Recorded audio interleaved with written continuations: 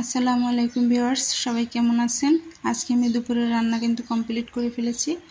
করলা ভাজি, ডাল এবং কই মাছ দিয়ে কচু ভেজেছি।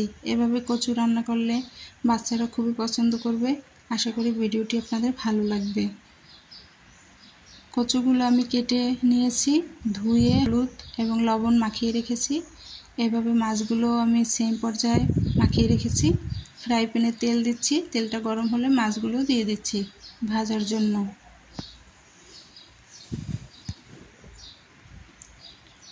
মাছগুলো উল্টে দিচ্ছি।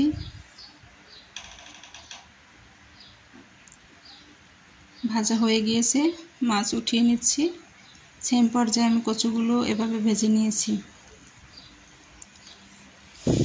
এখন আমি ফ্রাই প্যানে একটু তেল দিচ্ছি এবং অ্যাড করে দিচ্ছি পেঁয়াজ কুচি।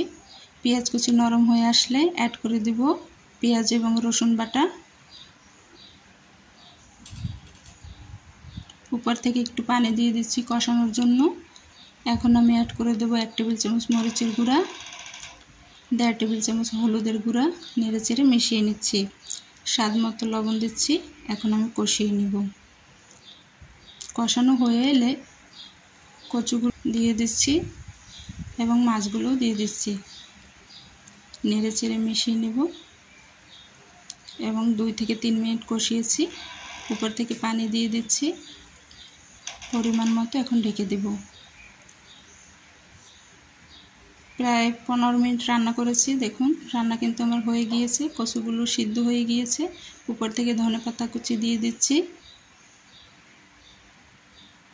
এবার আমি নামিয়ে নেব।